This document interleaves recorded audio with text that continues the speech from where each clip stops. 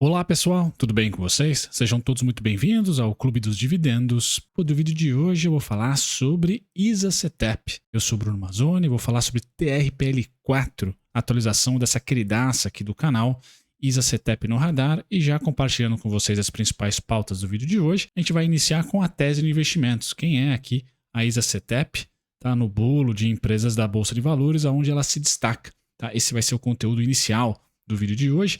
A gente vai falar bastante sobre um dos principais riscos que essas companhias de utilidade pública, TRPL4, que no Brasil é 100% transmissora de energia, né? Quais são os riscos para o setor básico, vamos falar de concessões. Também vamos falar do ciclo atual de crescimento versus dívida e o operacional da companhia. Então a gente vai falar sobre o crescimento consistente nos últimos anos em termos operacionais, nem tanto assim no lucro, na parte final. E aí a gente comenta sobre o custo das concessões, né? Qual que é a viabilidade das mesmas. Vamos falar um pouquinho sobre o cenário atual, tá? De todos os leilões de transmissão, distribuição também, mas principalmente de transmissão aqui, tá? Para falar da ISA-CTEP, o crescimento em números de investimento, o CAPEX, a evolução do CAPEX e os projetos que ainda estão em execução, que vão trazer mais operacional para a companhia. Saindo dessa parte, a gente fala do ruim, né? Que é a dívida, então a gente comenta sobre a dívida e termina com o filme, tá, pessoal? Depois dessa parte, né? Falando do macro, posso falar também de juros real e um pouquinho ali dos fundamentos da companhia.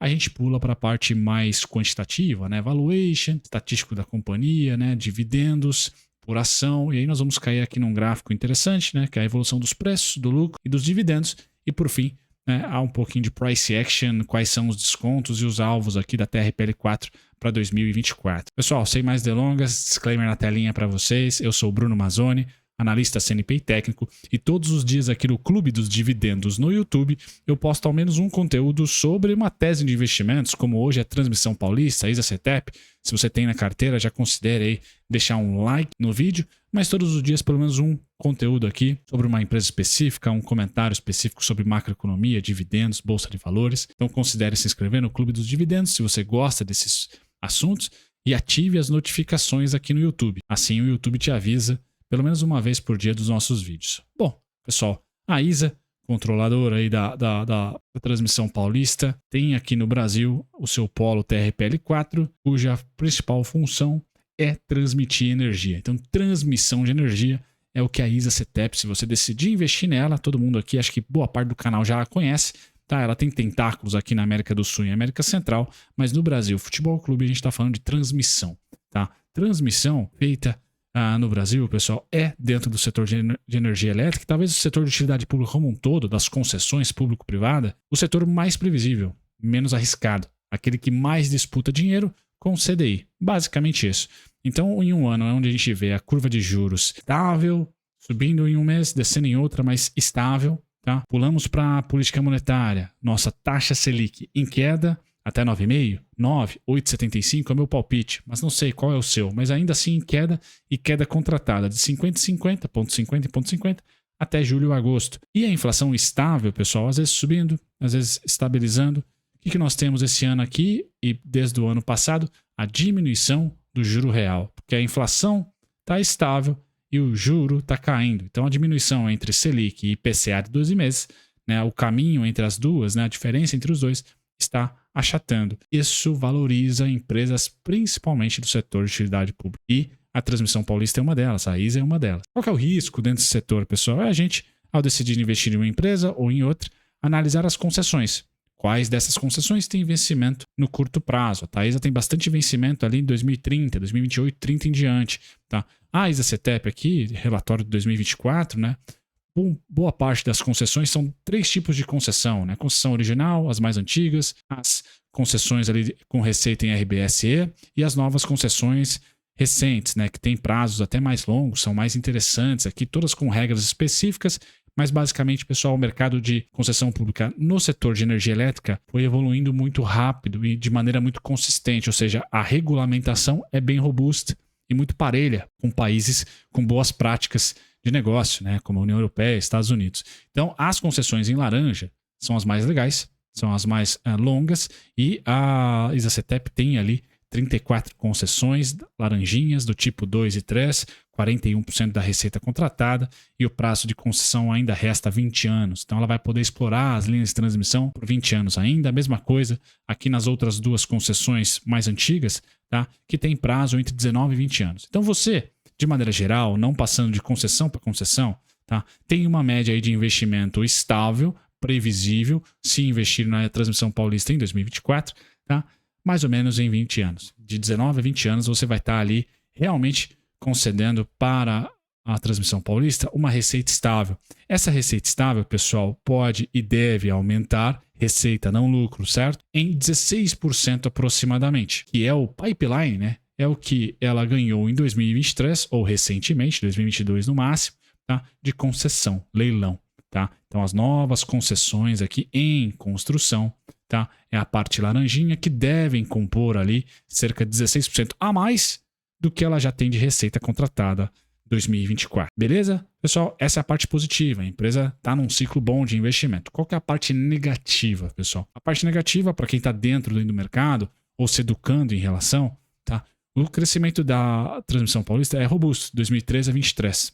Já falo sobre isso já já. Porém, podemos entrar ali pós-crise hídrica, tá? De 2016, 2013 e 2014. Crise hídrica abalou um pouquinho ali as concessões, tanto de saneamento como também de geração de energia, não de transmissão, mas abalou um pouquinho o mercado.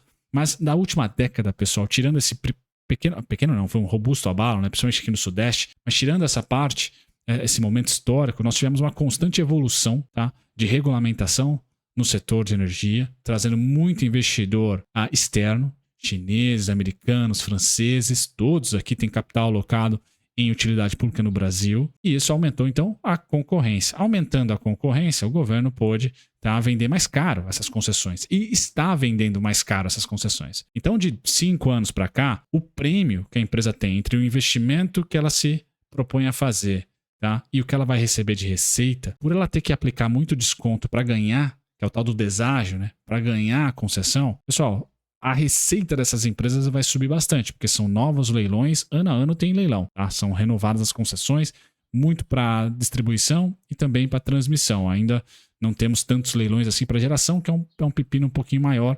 Geração tem ali mais privado, né? Capital privado mesmo ali, com os parques eólicos, mas tende a aumentar também as concessões de geração de energia. Porém, realmente a margem dessas empresas, tá, tem diminuído, porque a concorrência aumentou bastante. O governo é que mais sai vencendo.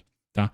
Então tomem cuidado, né? A realidade dessas empresas de utilidade pública da última década, dessas concessões já vigentes, tende a não se repetir nas futuras ou nessas que estão rolando agora, nos últimos 5 anos, 3 anos, 2 anos. Tá? Porque essas últimas estão sendo apertadíssimas. Os deságios estão indo para 40 e tantos %. Beleza? Então é isso que eu queria só chamar a atenção. Quem examinar as empresas, vai ver que contratos passados são muito mais bacanas do que contratos atuais, porque a concorrência era menor, certo, pessoal? Mas o fato é, a empresa cresceu de 2013 para cá, em termos de concessões, 133%. Tinha 15%, agora tem 35%. A market share de 9% foi para 12%.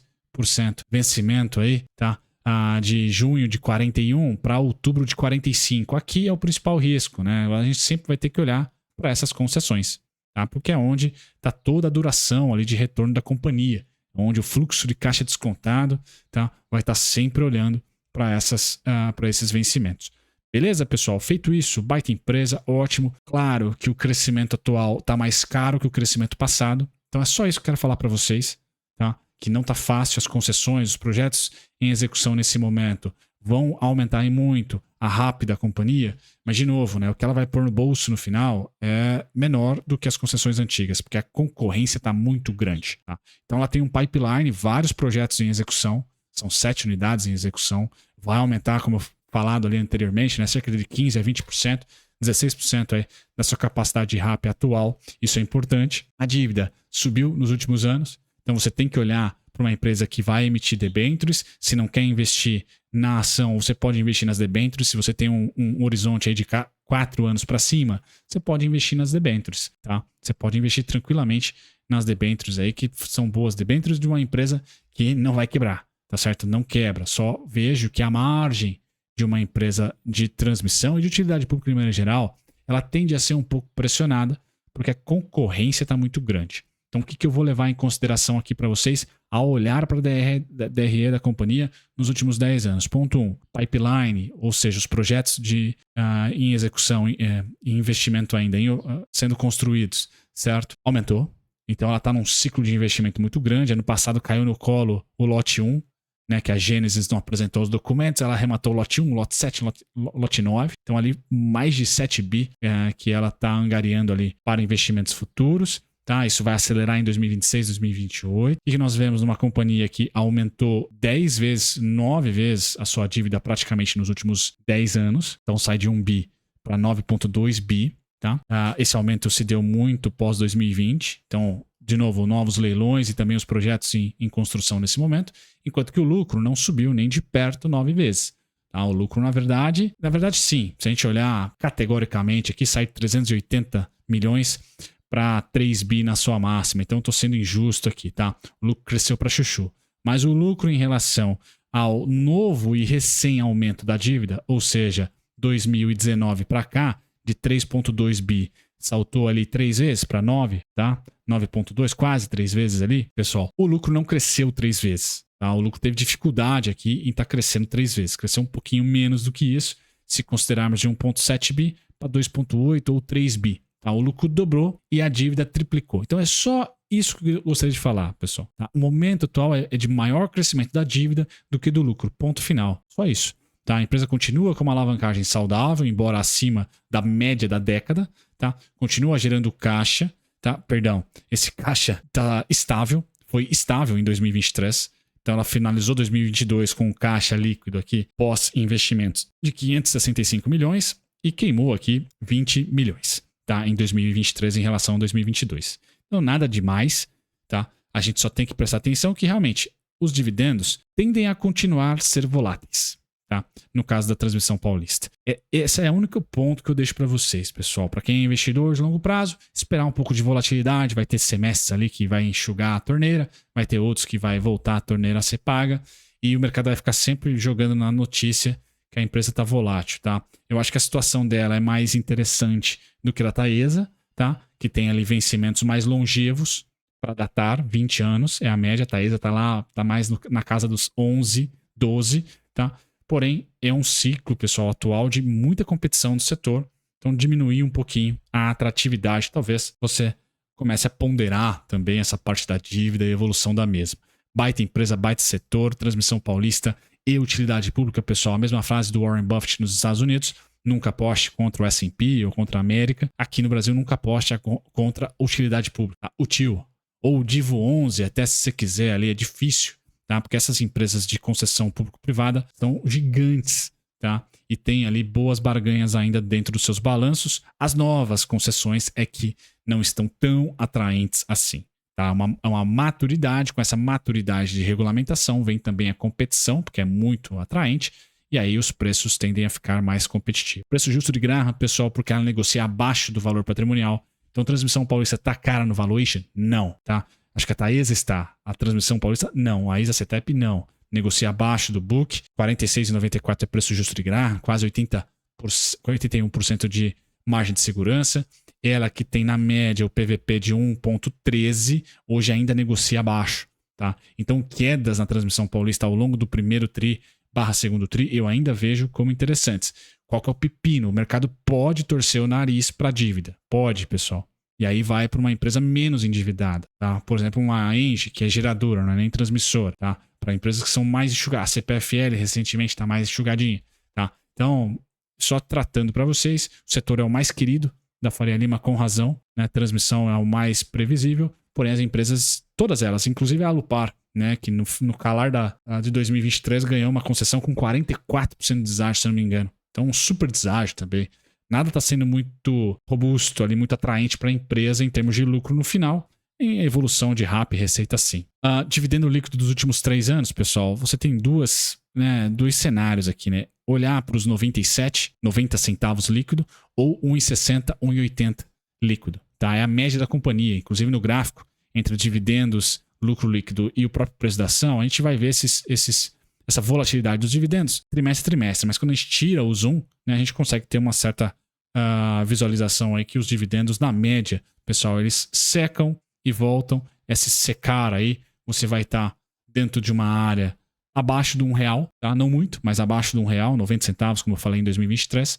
2024 ela já dispendiou aqui R$1,87, tá? Então esse ano, pessoal, preço teto da transmissão paulista tem que ser calculado no mínimo em 1,87, tá? É o que ela mandou bala. Agora, o fato é que ela oscila bastante, tá? Tá oscilando bastante o ciclo de investimento também. Então 31,16 é o preço teto, hoje negociando a 26,10, tá? Se você for para maré baixa, 90 centavos ou 80 centavos, mais ou menos essa faixa, você vai para R$15, tá? Eu prefiro ficar no meio do caminho, tá? Entre 30 e 15, vamos pro 20, vamos pro 21, 22, ali é o desconto, inclusive no gráfico, mas também o desconto eu acho que por um dividendo médio padrão da companhia para os próximos 5 anos, não só 12 meses ali, tá? A média líquida dos últimos 3 anos tá em 1,70.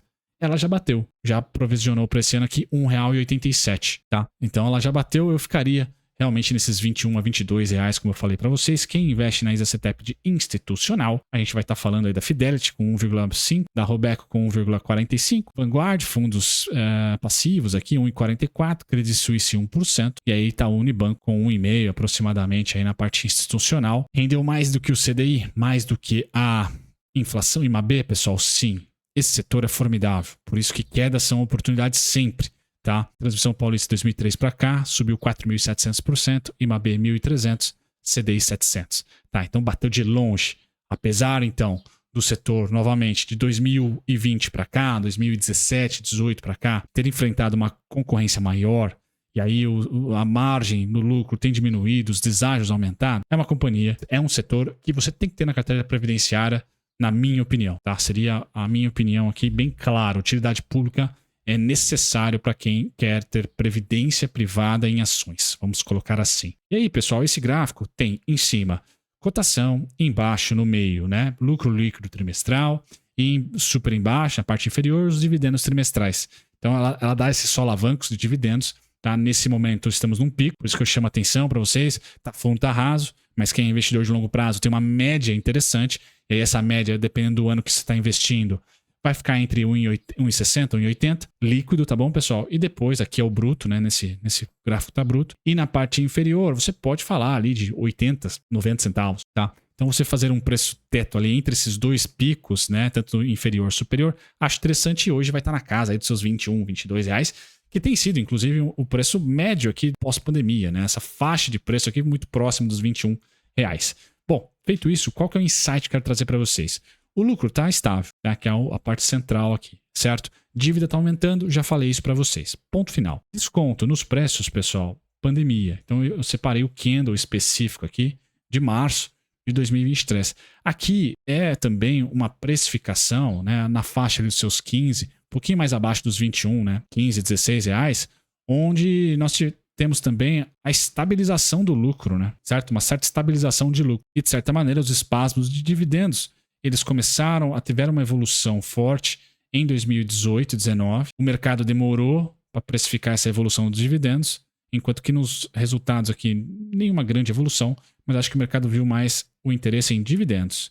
Por isso que os preços subiram antes dos fundamentos aqui, né? Um pouquinho antes, enquanto os dividendos vieram, esses sim, antecessores. Então, o sinal de valorização para a ISACETEP, pessoal, necessariamente passa por dividendos. É isso que a gente tem olhado, né? Quando o dividendo sobe, tá? A ação sobe. E depois vem o resultado, vem a confirmação, tá? O dividendo dá uma pancada dessa, tá? A ação dá uma pancada e o resultado veio agora, né, em fevereiro. Beleza? Então, há necessidade ali para ganho de capital junto com o dividendo. É uma empresa que dessa maneira trabalha no price action. Qual deve ser o ciclo agora à direita do gráfico para o segundo trimestre? Aí? Lateralização, o que é formidável para você, investidor de longo prazo. É aquele momento onde você pode tentar comprar barato. Tá? Na análise gráfica, pessoal, eu termino o vídeo aqui. O que eu faço muitas vezes para definir quando a empresa está em máxima histórica ou está em tendência de alta? Eu faço ciclos. Ciclos de alta, pós-pandemia, 20,49. Sempre dá uma rebarba mais, uma rebarba menos. Seguimos, caímos. Próximo ciclo, vou pintar de roxo aqui. Máxima, mínima, máxima, mínima, 26,14. Conquistamos agora. E se vocês quiserem brincar de ciclos de alta, né, vocês vão desenhar no gráfico e vocês vão achar aqui, né, os principais topos, assim, né? Basicamente os principais topos vocês vão conseguir, tá, encontrar fazendo ciclos. E assim que eu acho as regiões, por exemplo, a comprar call, comprar put e vender call, por exemplo. Se eu tivesse a fim de fazer isso, tivesse liquidez também no mercado. Bom, feito isso, esse atual ciclo de alta passou muito, né, pessoal? Tivemos um candle forte que passou muito dos 24,94, né, que é esse ciclo, o último. Então, eu fiz uma pesquisa rápida, desci lá para o gráfico diário, tá? E no gráfico diário, fractal, aqui é para quem gosta de gráfico, tá, pessoal? Você, investidor, pula essa parte ou simplesmente só vai se entretendo aí na parte gráfica. Mas aqui, no gráfico diário, aí sim, eu achei a tal da ondinha. Então, ciclos, basta você fractalizar, né? Descer os tempos gráficos, aí você deve achar uma pernada e aí você entra em sintonia com o mercado, tanto na parte de alta, 27,15 paramos lá, quanto, muito provavelmente, na parte de baixa, ó, simétrico. Então, há simetria aqui no movimento atual. Bom, simetria à parte, legal, achei o ciclo de alta e achei também o tempo gráfico que mais me interessa. Então, nesse momento, para quem está em casa e acha que a IZCTEP é para o norte, tá? Bom, esse é o atual ciclo de alta. Vamos para 31,51 por hora. Estamos nesse fundinho aqui sendo projetados. Perdemos esse fundo, a gente projeta mais abaixo e aí perde um pouquinho aqui a inflação do alvo. Ponto final. Bom, essa é a parte técnica, então, 31,55 para quem está otimista. Para quem quer desconto, independente se ela vai para cima ou para baixo, pessoal, o desconto de 2023 começa em 2024, começa em R$ 23,07 e termina, tá, nos 22,07, outro 7, e 21,52, 21,53. Essa é a região de desconto, certo? Ponto final, nada mais aqui para se comentar, tá? Era isso que eu gostaria de comentar para vocês, né? A parte mais de desconto para quem investe no longo prazo, na minha opinião, começa ali nos R$ 23,07 e termina nos R$ 21,53. Mais uma vez, aqueles R$ 21,52, R$ 21,53, R$ 21, que é a parte mais ou menos mediana que o mercado tem precificado a IZA-CTEP nos últimos anos. Exatamente, pós-pandemia, ali, 2021, 2022. Beleza, pessoal? Espero ter ajudado vocês aí na compreensão da IZA, tá? Também um pouquinho na parte técnica aqui no final do vídeo, né? Fechamento, convido vocês a se inscreverem no canal, ativarem as notificações e também assistir o vídeo que o próprio YouTube recomenda. Um grande abraço, pessoal. Até o próximo. Tchau, tchau.